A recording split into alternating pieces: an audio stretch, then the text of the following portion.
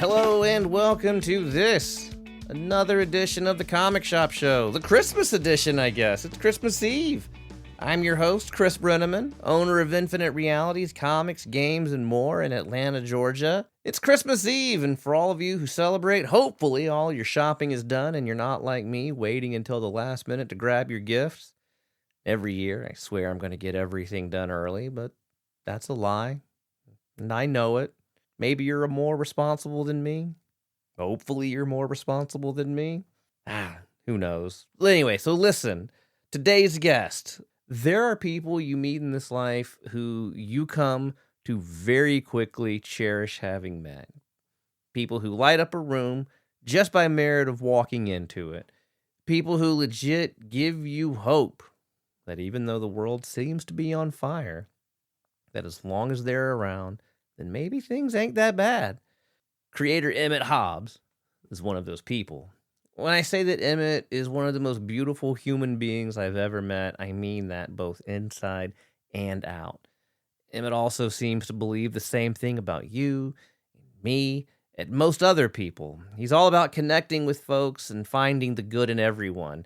He's about kindness and compassion and empathy. And what's more is he puts all of that beauty back out into the world via his art. Emmett's work can be seen in graphic novel My Riot, written by Rick Spears, about a teenage girl in the 90s discovering the punk scene and herself. He's also the creator of the Webtoon comic Royale, a kick-ass comic that starts off as a heist story, but quickly turns into something so much more. And if that's not enough, Emmett recently started an editorial internship with the graphic novel publisher First Second Books. I had an absolute blast talking to Emmett about his body of work, his work ethic, and all the amazing things in between. He is a super awesome guy, and during the course of our hour together, he gave me a renewed sense of, hope in the world. I don't know, he made me feel something, and I hope that you end up feeling it too, folks. So without further ado, I present Emmett Hobbes. What is your preferred coffee? When you go to Corner Cup, what are you getting? Cold brew. Cold brew. How much caffeine is in it? Are you a caffeine addict? No, I'm not. I do one cup and then that's it. Whenever I go to the coffee shop, I feel like you're just pumping them, throwing them back. No, I do the one and I nurse it for like 2 hours. So how are you doing? I'm pretty good. Yeah? I feel like everything's coming up Emmett these days. I feel that way too. Yeah. Tell me about this editorial internship you're doing. Yes, I'm interning at First Second Books, which is they're part of Macmillan now. They weren't always, but they're part of Macmillan now, so they're operating out of New York and it's remote. Okay. Which is super nice. So you get to work in your pajamas. I do, although I do get dressed up for work every single day. So I used to work from home as well. I was a freelance writer for years, and if I didn't get dressed for work, I didn't get anything done. That's how I am too. It's a headspace thing. Yep. I don't feel like I've shown up for work until I'm fully dressed and my eyelashes are curled. And Yep. You gotta look your best, even if it's just for you. Uh-huh. There was one time I got caught on a Zoom call and I was not dressed and my hair was pretty bad, but it went fine. Everyone thought it was funny. So what does an editorial internship do? What does an editorial intern do these days? I can't speak for everybody, but a lot of my work is learning. So it's coming to meetings, it's doing research. There's quite a bit of it that's just data entry, which is not very glamorous. But mostly I'm there to just kind of get a feel for the business and how it works. And that's been really exciting. Of course, coming at it from a creator perspective first, having been a cartoonist for 10 or 15 years now. You've been at it for a hot minute now. It has flown by. What was your first published work? It was a book called My Riot. Which is excellent. I like it too. I think it's a great little snapshot of, it's a historical fiction about this teenage girl in the 90s who discovers punk music. And it was written by Rick Spears, who was around in Richmond, Virginia, where the book takes place when all this stuff was happening. All right. So it was really cool to hop on that book. I was just getting into my senior year at SCAD when I signed the contract. And that was so exciting for me as a student to be hopping onto this book written by somebody who already had such a career of books before me, and then he was coming into it with this real world knowledge of the material. How did he find you? What was that process? So, it's always like, this happened and then this and this. It's like friend of a friend. Sure. But messy. I was studying under Sean Crystal. I was in one of his independent study classes when he was still teaching at SCAD forever and ever ago. And he invited me to this portfolio review that they were holding at HeroesCon one year, which I couldn't afford to go to because I was in college. Because you're in college. Yeah, but I packed up my stuff the day of the portfolio review. I drove to Charlotte, which is 3.5 hours. Yeah, it's a drive. I did the review, and it was with Oni Press. James Lucas Jones was there with, Oh, wow. at the time, his editorial assistant or associate editor, Ari Yarwood. And they looked at my portfolio, gave me some notes, and then I went home that day. So, what was that? Did you get any feedback immediately? Yeah, what was the they really impression you liked got when you left? So it was, James had reviewed my portfolio before, and he liked a few things about it, but he didn't really seem captivated. This time when he looked at it, he seemed really interested. Okay. So I went home, and it was maybe a few months later or weeks, I don't remember at this point, but they sent me an offer for an audition for this book that they were doing about girl punk music. And my work at the time was very ink heavy. It was gritty with a lot of texture, and so it seemed like a really good fit. And I aced the audition. What did the audition entail for a comic? I think it was 3 pages. And this is going to be totally different depending on the publisher and the book and Right. what kind of work they're going to have you do on it. But for this one in particular, it was 3 pages. They gave me the script. I think it was the whole script, so they let me read through it. And then gave me a few pages they wanted me to try out. And I just drew them, scanned them in, sent them over, and then it was maybe just a couple weeks for them to decide. I don't know if they auditioned other people or how many there were, but yeah, it was pretty straightforward at the time. And because Oni Press at that time was I wouldn't call them a small publisher, but they're much bigger now than they were 15 years ago. It was not a paid audition, but as I understand now, like the standard has changed. I would expect money out of a page test now. At this point, right? Yeah. So you keep describing a lot of waiting. That sounds excruciating to me. It's a lot of waiting. And working now on the editorial side, I'm learning there's even more waiting than I have experienced just as an artist in the publishing process. I mean, we have to have artwork in for stuff. Like the book has to be finished a year before it comes out. That much lead time. Yeah. At least a year. Because Wow. we've got to get it finalized with the design team, because not just the art has to be done, but then it has to be made into a book. The book has to be then sent to a printer, which is God knows where, manufactured, proofed, fixed, shipped out to warehouses, reviewed, marketed. I was gonna say, then you get shipped the out to marketing the team stores. involved. Yep. So there's a lot. So was one of the things, are you getting a better perspective of it, being on that side of it now? Yes. Are you starting to be more, I don't know, give more grace to the editors you've worked with in the past? Absolutely.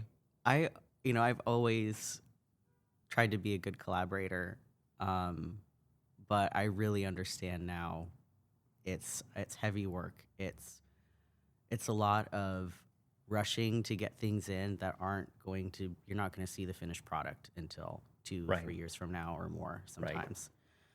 And the editors they are the person between the creatives and the money people. They are the liaison, the diplomat. It's really a lot of people work of trying to balance personalities. Artists are sometimes hard to work with. They're very particular about things. I've never heard that.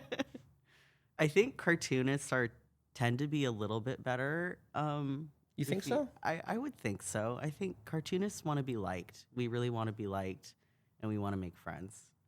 So, Yeah, because you're by yourself all the time. yeah, It's a solo endeavor. it is. And I think cartooning and drawing comics is still kind of seen as a lowbrow thing. Even as, TV shows and movies are coming out, it's still seen as this highly commercial kind of artwork, quote unquote, not real art. And we all want to be taken seriously, and we want to get our books made, and we want everybody to like them. I tell you what was crazy having the comic shop is that I still run into people that are surprised that people make comics, that they don't Yeah. just appear. Like everybody understands an author writes a book, a director makes a movie, a screenwriter, but they're like, oh, there's an actual human being that does this. It's a weird thing Yeah. that connection still with some people Yeah. isn't made. I'm not sure why that is. In my head, I think it's because comics are such a magical kind of art form. It's like, how does one person draw all of these different things and do it well and do it in a story? And then, you have other collaborators coming in to add their touch, but everything comes in together in one package to make this thing that you just read through, and you don't even think about all of the work that goes into it. Right. Whereas I think it's so much easier for, a person who doesn't do art every day. They can sit down and try to write a book, and then they can see how hard it is. I don't think a quote unquote regular person can sit down and try to draw a comic and even fathom the steps that Absolutely go into not. I think that's 100% accurate. What also, like when I read a comic book, sometimes I catch myself flying through it. Yeah. And then I have this feeling that I've done the artist a disservice by not giving each panel When I high amounts of attention. Yeah. When I read a comic too fast, I have the same emotional response as if I've eaten a meal too fast. Yes. Like I went to a restaurant, my favorite restaurant, and ordered it, and I was so excited for it, and then I just sat on my phone while I ate it. That's a great I'm analogy. Darn it, I regret it. Well, the nice thing about a comic is that you can go back and you can reread it. Why comics for you? Why? What pulled you into this? What made you fall in love with comics and cartooning? So, I came into comics from newspaper strips, just Okay. getting the paper at our door. I didn't have anyone in my family who was into comic books and graphic novels, and manga was not really a thing at the time, accessible for children. Right. This was the late 90s, early 2000s. Yeah, you had Akira, and that was about it. Right, and that was on at 2 a.m. on a channel that I wasn't allowed to watch. So that's how I first came across comics. I first started drawing them when I read Captain Underpants for the first time. In that book, you see children making comics, and they're making comics that children would make. And I was like, okay, this is I did not understand that this was a thing that I could do. And so then I started making comics. But I don't think it was until late high school when I was trying to plan out a career sort of thing, because I was really into film at that time. I'd come into film. I liked film as a collaborative kind of medium. I liked capturing and reframing reality. That was very exciting to me. But I think I toured a couple film schools, and I had this sinking feeling that I wasn't going to make it in show business. I'm a confident person, and I love to make my artwork, but I am not super assertive by nature. Look, my wife and I just one time when we got married early on, our dream was to move to Hollywood and get in the film industry. And through a friend of a friend, we got a tour of a film studio and quickly realized, oh God, no. Yeah, something ain't right. We will here. be eaten alive here. Yes, that was exactly the feeling that I got. I was like, I'm going to be eaten alive. And I was like, all right, so I need to find some kind of medium to tell stories, narrative stories. and I just loved to draw, and I still love to draw, and I was drawing all the time. And so I was like, well, I'll pursue sequential art, which was the name of the major at SCAD. And I figured that encompassed not just comics, but storyboarding, character development, and I would at least, through this practice, learn how to tell a story and learn how to draw stuff well and quickly and efficiently. And yeah. What comics on the funny pages were you pulled into? Were you Calvin and Hobbes? Were you Peanuts? I loved Garfield. I wouldn't say like I'm still a Garfield fan, although whenever I see a Garfield show up somewhere, I'm reading it. I love the simplicity of these stories and how singular their worlds are. That each one is so particular to itself and its sense of humor and its visuals and how the characters interact. I really loved Kathy as a kid, even though I understand it so much more now as a 30-something-year-old. Isn't that the worst when the comic strips that you read as a kid that you were like, well, that's lame. That's a grown-up comic. I remember my first job out of college, and all of a sudden I understood the humor of Dilbert. Yep. I was like, oh, crap. Yep. So Kathy was the big one. I loved Kathy Ack. I thought she was so funny and how she freaked out about everything. It was nice to see like a woman being like a mess. I really loved that. But I started reading Calvin and Hobbes. They weren't in the newspaper strips where we were. Really? I don't know why. Rarity. Yeah, but we did have my brother notoriously, when we were little, didn't like to read. And so my mom was buying him the Captain Underpants and the Calvin and Hobbes, trying to get him to read a word. Did it work? It did, yeah. He liked them a lot. He collected the Calvin and Hobbes compendiums. And I, for a while, didn't really understand them. They didn't hit for me. But then I think it was maybe around middle school. I was in a point where I was really lonely and didn't really have a lot to do. We were living with my aunt on her farm, trying to get from California to Michigan and figure out if we were going to be homeschooled or in regular schools. And I just didn't have a lot kind of direction and certainty in my life. And those are the times when I turn to comics and artwork the most.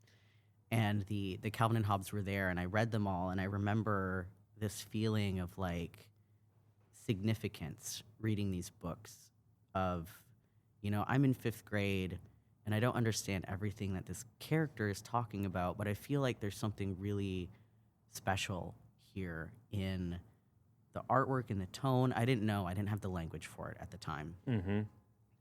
So Bill Watterson became one of my influences or greatest inspirations, I guess. But that was the first time I read a comic and I was like, this is maybe like artwork. And how old were you? You said middle school? Like 5th, 6th grade. Yeah. That's a very common thing, right? Like for folks who love comics, I don't know, I feel like a lot of us were lonely folks at some point or marginalized or felt marginalized. I don't know, to me that's part of the beauty of comics. Yeah. Well, it's such a private act to read a comic. You can kind of squirrel it away. You can hide it in your backpack. You can read it in your room when nobody's watching. And so you get to explore a lot of subjects or themes or kinds of inspiration that that you don't get to do in a group setting, like watching a movie. And of course you can go watch a movie alone, but there is something very kind of tender and intimate about reading a comic book. It's just you and the artist. Like, that's really what it feels like. I think especially once you start to understand what goes into this medium and this artwork, you really feel like you're spending alone time with an artist when you read a book. At least that's how it feels like for me. No, I think you summed it up beautifully. And you don't have the middlemen of actors. Like you're seeing the character reacting. You're seeing the singular vision. Yeah, I get what you're saying. Yeah. When you decided that you wanted to pursue this as a career, how supportive was family? They are very supportive. I'm so lucky. My parents continue to be supportive of anything I want to do. which includes lately expanding into non-comics territory. Really? Yeah. What's the expansion into non-comics territory? Just artwork. That's great. I think that, and I think a lot of creative people will relate when I say that once AI generated imagery started really hitting, Yeah. it was really discouraging, demoralizing. I think, we're still as a community in this kind of grieving period of being like, oh wow, a lot of people don't value artists. It's just really come to a head that like, oh, they want to replace us. They're trying to, and they want to. I wouldn't say that that's like, not everybody feels that way or even the majority, but, it was really demoralizing to see people online really just be excited about the idea of replacing artists. It's wild. Yeah. And, now I don't want to spend too much time on that, but that was the trigger for me to be like, well, first I was like, well, I'm just never going to make art again. And I think maybe So you went into mourning. I did for 6 months to a year. I was like, I'm just not going to make anything anymore. If people don't want it, then I'm not going to give it to them. I'm not going to fight to be valued by somebody who doesn't want it. And I took a desk job for a while, and I wasn't really making anything. And it was miserable and weird because I had always drawn ever since I was very, very little. And but then I just started making stuff for myself and for the people around me. I became really excited about just making stuff that made people happy or had some kind of meaning to it, Not that my stuff before was meaningless at all, but I just felt like this is the singular reason for me to make stuff now, is to make people happy and to connect with other human beings. And for people who followed my work for a little while, you can see that shift in my work from stuff that is sort of self-serious and really gritty to now I use a lot of color and it's soft shapes and it's flowers and hearts and stars and rainbows and that sort of stuff, which to me are all symbols of connection and life and abundance. Really this urgent sort of crisis need of making stuff that connected with people emotionally rather than just was impressive or worked or looked really good. But so it's painting. I'm forever going to be a cartoonist. I think it's kind of just in my blood to want to do things efficiently, and that's cartooning to me, is trying to get an idea across with as little noise as possible. But yeah, I'm doing some more experimental stuff at home with like collage, and I may not really show any of this stuff, or if I do, it might be a while. But that's what's in the hopper right now. That's art. Mm-hmm. You make it because you can. Right, and I think it's, I used to think of art as a career path, but now it's so much more of just everything. And everything in my life now revolves around giving me the inspiration and the strength to create stuff. It didn't used to feel that way. It used to be like, well, I got to get up and I got to draw for 8 hours, or I've got to network, or I have to go to this thing, and it was all very like kind of busy, and it felt like an obligation. But now it's so much more like all encompassing. I don't really have the words for it yet. Well, how has that affected your headspace? It's just wonderful. Like I've never been happier. I feel so much more in tune with myself and the world. And I don't feel like, I used to have imposter syndrome pretty bad, where I was like, I don't belong here. I don't, I'm a little weirdo. I'm just a little guy. I don't belong here among these like titans of whatever. But now I'm just like, I don't know. I've totally eradicated this hierarchy in my head of good and bad. I think because when you start to expose yourself to a lot of artwork and you experiment more, and because experimenting means being really bad at something for a while. Sure. And I think it's really hard to try something new and experiment because you have to witness how bad you are at the thing many times over. It really keeps you humble, for one, but then it also really helps you understand that everybody in life is just trying something out every day. And it makes you less judgmental of yourself and everybody around you. Because you're like, okay, there's really not a scale of goodness to badness in terms of skill level. It's just everybody's doing the best they can and they're trying out new stuff every day. Has that affected how you view people outside of art? Yeah. Yeah. I don't know. I used to be pretty antagonistic overall. I think or defensive. I was at any point prepared to defend myself against attack on an emotional level. And a lot of that comes from being a marginalized person, a queer person, and being small. I'm a pretty, I'm a small person. And so, I was always worried that, I don't know. And, I always thought that maybe people didn't have a good opinion of me or whatever. It was all this internalized stuff from growing up. But now I'm just like, yeah, everyone's trying their best. And most people are worried about themselves and how they're viewed. I'm amazed at just how much grace you give people. That's impressive. It's maybe too much sometimes. I don't think that's possible. I did want to talk about Royale for a minute. Oh, please. I love Royale. That comic is so cool and hip and trippy. Thank you. Did you read it? I did. Okay, cool. I love that it starts out as a heist flick or comic, and then it's, oh no, we're gonna go to some places here. Yes. Tell me about it's on Webtoons. Yeah. Tell me about the genesis of that. Oh, that was wonderful. I had been watching Lupin the Third. This was like 2018, 2019. And I was like, I want to do this, but in my way.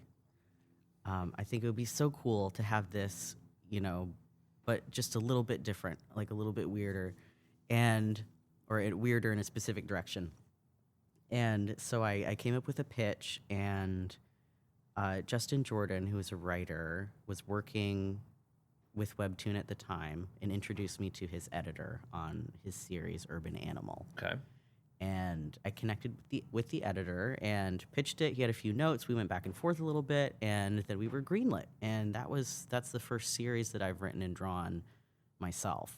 We've been working on it for a long time because I really like to take my time with stuff. But I hired my friend and colleague, Hank Jones. He and I went to school together. He's a colorist.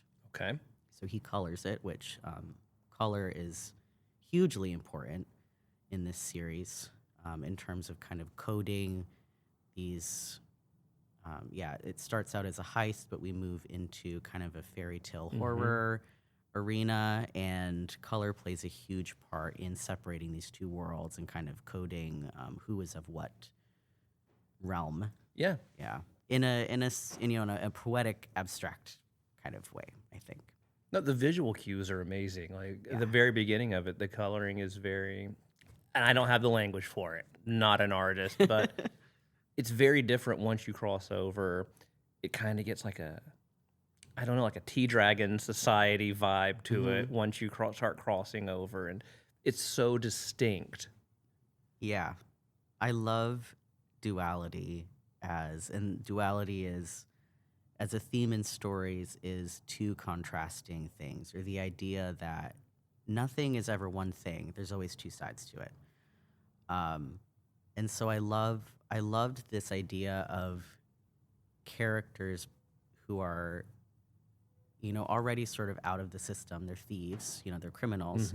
I loved the idea of them being put up against something that is even more underground and more strange than they are. And so the first half of the story is out on Webtoon right now. I am literally working on the last episode right now, and then that second half is going to be released weekly, and that's when we'll really dive into this secret world, the secret magical world, or fairy realm that's underneath London. Very excited about that. Is the second half the end of the story? Will there be a third half? Nope. It is a mini series. It's just really a one shot right now. If it does really well, and it seems like there's a desire to continue it, then I'll talk to Webtoon about it. But we originally just planned it for it to be kind of a one-shot thing. How difficult is it to adapt your style to the Webtoons format? Because you're not doing the panels on a page, you're doing the endless scroll at the bottom, from top to bottom. I found it really natural, actually, because you don't have to plan panel layouts on the page. You just have to kind of put them down the what do you call it? They have a word for it. It's like a strip, you know. Yeah. You draw it in this like long strip that's like 800 pixels wide, and then it's like 25,000 pixels long, and it looks really ridiculous on a computer. But I was really excited about the challenge of the new format. I'm always excited by something new that I haven't tried before. And yeah, it was, I found it a lot easier because there was kind of less real estate that you had to put together in the puzzle.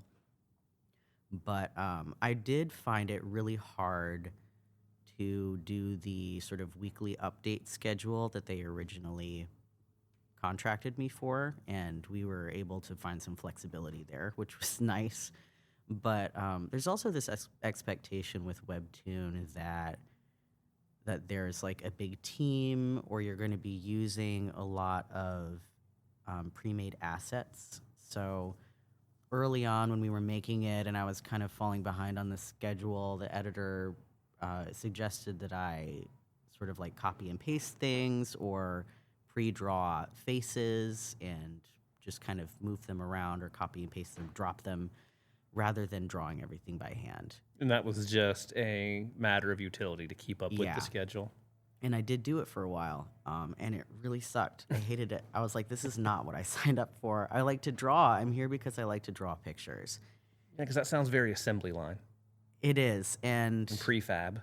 Yeah. And it's coming from, as I understand, the manhwa world, which is Korean webcomics or Korean comics. And there is kind of like a pipeline to the commercial series there that is like that.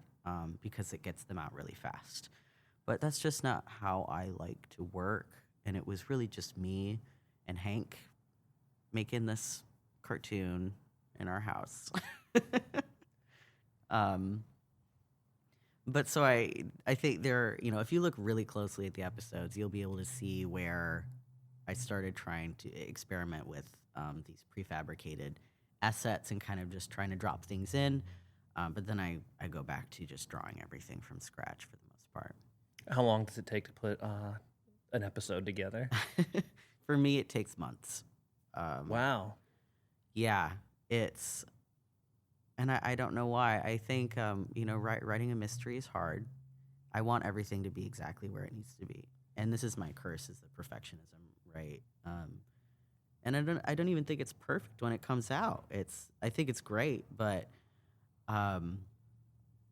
you know, I'm always taking a long time to figure out exactly where I want things to be in order for it to land. Was it art is never finished, just abandoned? Yeah.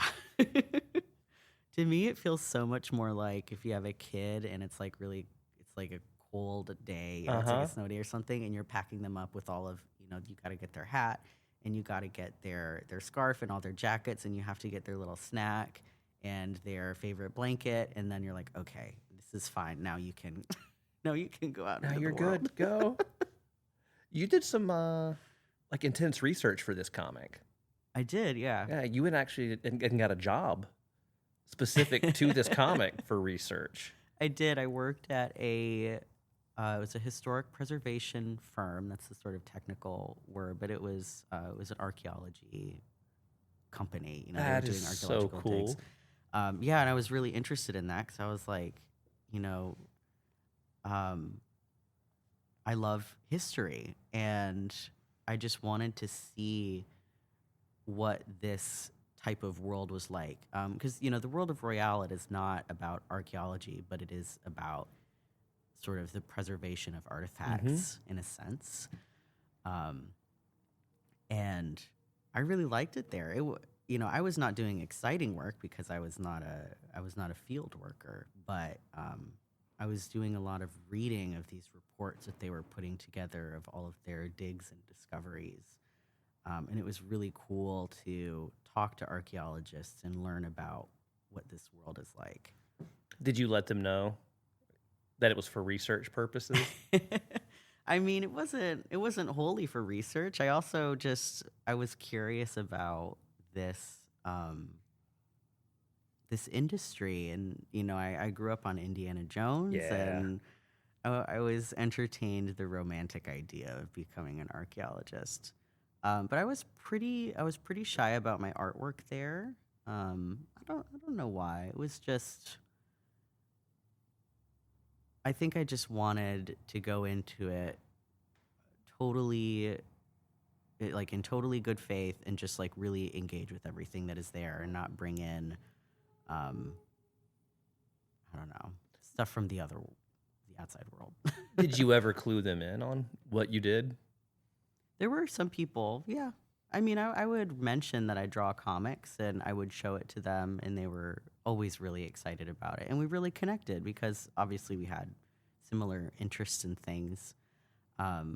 Archaeologists are all nerds. They're all total dorks.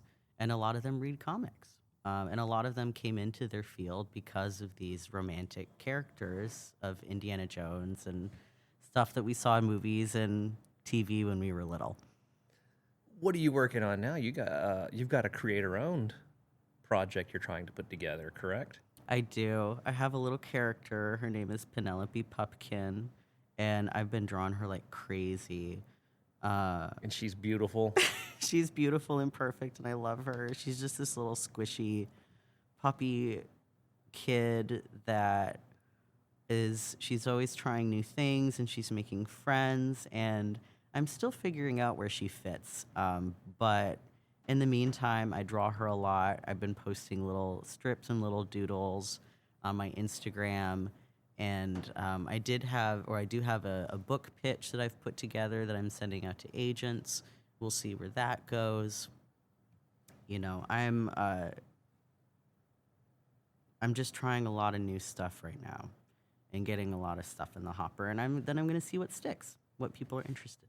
That's a fantastic attitude. I think that's how you got to do life. Yes. That's how you be happy, is you start lots of things. I think we put a lot of onus on finishing stuff once you start. And I'm like, 99% of the stuff I start never gets finished because it ends up being boring or not what I wanted or not what other people want. And it's fine to just let something go. And you have to hone this instinct of like, to react when you're working on something when you can tell it's like really special. And then you go for that. Then that's the thing you finish. But well, you also do the work. Yes. Like again, like I said, the coffee shop you cartoon from.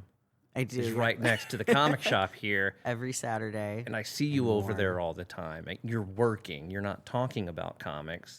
You're making comics. I work a lot. I work a lot for a person who really hates to work.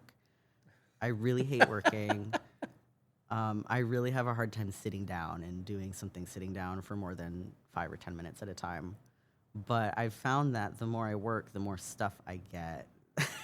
That makes me happy. Doesn't that suck? It turns out work actually gets results. It's really irritating when something works out after I put a lot of work into it, because it's like, darn, now I have to keep doing this. And work only gets kind of harder as you get older, because if you are challenging yourself and growing, that means you're always coming up with new obstacles and new, and also as you get older, your faculties start to I don't know what you're talking about. I am full of vigor. I can't remember anything anymore.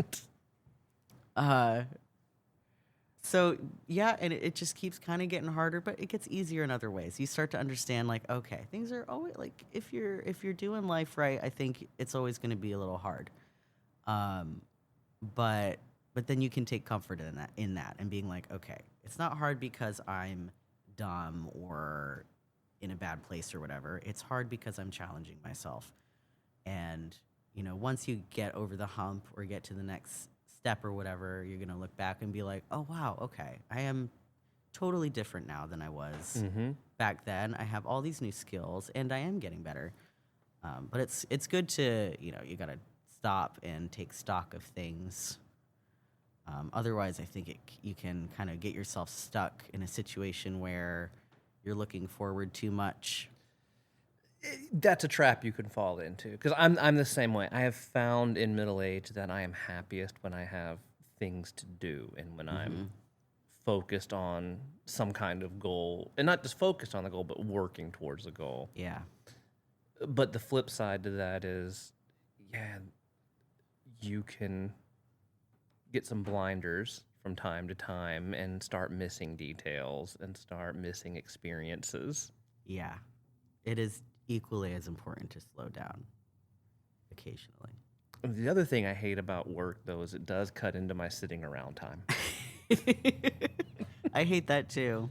Yeah, it's very important to me. Well, Emmett, you are, without a doubt, one of the most amazing people that I've ever met, not just through the shop, but just ever met. You're so sweet. Thank you. You're like a ray of sunshine, and I love watching your work progress. I like watching what comes from the experimentation, and I can't wait to see what happens next, and sitting down here again sometime and talking about the next big project. Oh my goodness. In a year, it's going to be crazy. It's going to be crazy. World famous. Yeah. I'm going to have a TV show and a movie. I'm going to have to schedule this through your agent. Yeah. Well, thank you so much. This is such a joy. I love the shop. I love everything you do here. It's so lovely to see you pretty much every Saturday and then an extra Tuesday morning. You are an amazing human being. Thank you so much. Thank you, Chris. There you go. What did I tell you? Emmett Hobbes is an amazing person who makes the entire world a better place just by being in it. Emmett's the best of all of us. All right, if you like what you heard, then please do subscribe via your favorite podcast provider. If you want to learn more about our comic shop, Infinite Realities, here in the Atlanta area, then you can hit us up on Instagram. Our handle is @InfiniteRealitiesComics. You can check out our website at www.infiniterealitiescomics.com, or you can just come over and see us at the shop. We're here 7 days a week, and we love to hang.